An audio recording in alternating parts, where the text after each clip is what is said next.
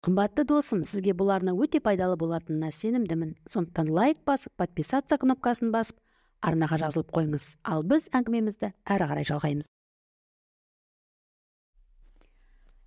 Көрден шыққан кемпір. 70-ші жылдары біздің ауылда мыңғырған малы бар Есенбай деген бай кісі болды. Адамдардың айтуына қарағанда, малының санын Есенбайдың өзі де білмейді. Сол маңда отар қой, табын сиыр, үйір, жылқы көрінсе, бұл Есенбайдың малы дейтін. Есенбайдың малының сансыз көп екенін содан да аңғаруға болады.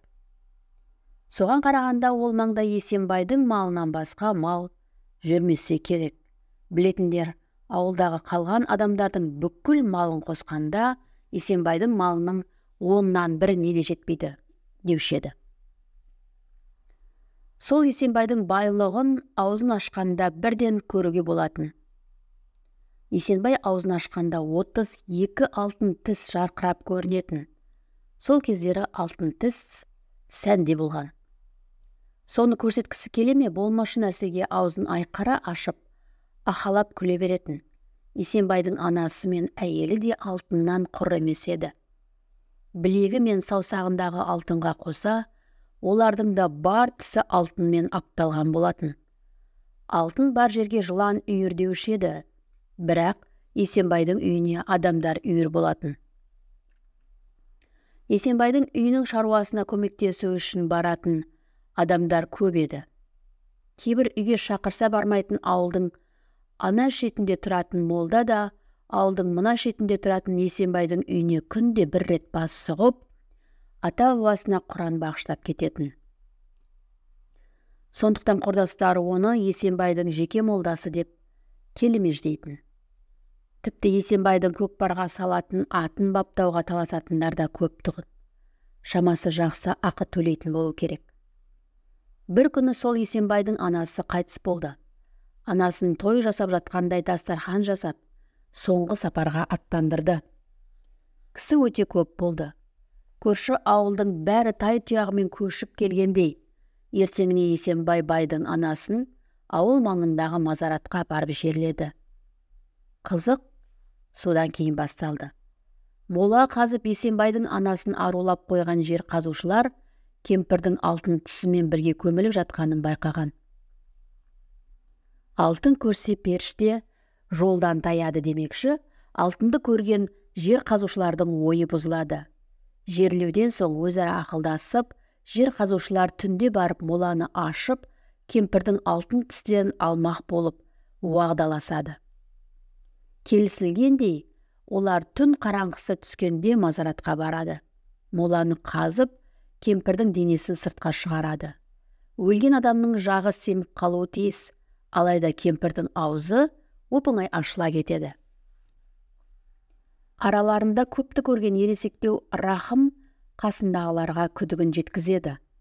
Алайда алтынның буына еліккен қалған екеуі тістеуікпен алтын тісті жұлуға кіріседі. Тістеуікпен алтын тісті тартқан кезде кемпір ыңыранады. Мұндайды күтпеген үшеуінің зәресі кетеді. Сәлден соң өз құлақтарына сенбеген олар кемпірдің мүрдесіне жақындап, бетіне үңіліп тыңдайды. Сол сәтте кемпір күрсінеді. Алтын тіс сатып баймақ болған үшеу бір-біріне қарамай қаша жөнеледі. Олар ауыл шетіне келіп ес жияды. Содан соң бұл жайлы ешкімге тіс жармауға келісіп, үй-үйіне тарасады. Арада біраз уақыт өткенде кемпір есін жияды. Жан-жағына қарап, қайда жатқанын білген соң мән-жайды ұғады. Бірден үйге барсам балаларым қорқып қалар деп ойлап, ақыреттік ақматаны үстіне оранып, ауыл шетінде тұратын молданың үйіне келеді. Үйдің қасына келіп, қорған сыртынан молданың атын атап шақырады. Қорған сыртына шыққанда, кеше ғана өзі жаназасын шығарған Есенбайдың анасын көріп, молда есінен айырыла жаздайды. Кет, кет деп судыратып Құран аяттарын оқи бастайды. Бірақ кетейін деп тұрған кемпір жоқ.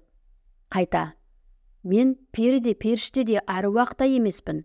Өзің күнде көріп жүрген Есенбайдың анасы Қалима апаңмын. Есіңді жи дейді. Көріп тұрғаны әруақ емес екеніне көзі жеткен молда біраздан соң өзіне келеді. Кемпір есін жиғанда молда басында жатқанын, бірақ моладан қалай шыққанын білмейтінін айтады. Содан соң үйіне ертіп барып алдымен болған жайды Есенбай мен келініне түсіндіріп, содан соң өзін үйге еріп кіруін өтінеді. Түн ортасында үйіне келген молданы Есенбай ұнатпай, есік алдынан суық қарсы алады. Молда тығыз шаруа бар еді, үйге кіріп әңгімелессек дейді. Үйге кірген соң қарызға ақша сұрап келген болар, деген Есенбай молдаға жүзін теріс салып отырады. Молда әңгімені неден бастарын білмейді. Сәл үнсіздіктен кейін анаң тірі деп дүңк еткізеді. Есенбай мынаның есі ауысқан ба дегендей молдаға бажырая қарайды. Иә, анаң есік алдында отыр дейді молда. Есенбай түсіндіріп айтсаңшы, не деп кеттің деп молдаға шүйлігеді. Молда Есенбайды сабырға шақырып болған жайды айтады. Есік алдына атып шыққан Есенбай мен анасы жылап көрседі. Жылаған дауысты естіп далаға шыққан келіні де оларға қосылады. Ертеңінде Есенбайдың анасы тіріліп келіпті деген сөз ауылға тез тарап кетті. Есенбай мал сойып сол күні түсте бүкіл ауылды жинап ас берді. Арада 2 жыл өткен соң Есенбайдың анасы шынымен де қайтыс болды. Бұл жағдайды әркім әртүрлі жорыды. Біреулер Есенбай малды арамдықпен жиған, соған Құдайдың көрсеткені десе, енді бірі Алланың құдіреті десті. Бүгінде ойласам, Есенбайдың анасы литургиялық ұйқыда немесе клиникалық өлім күйінде болған шамасы.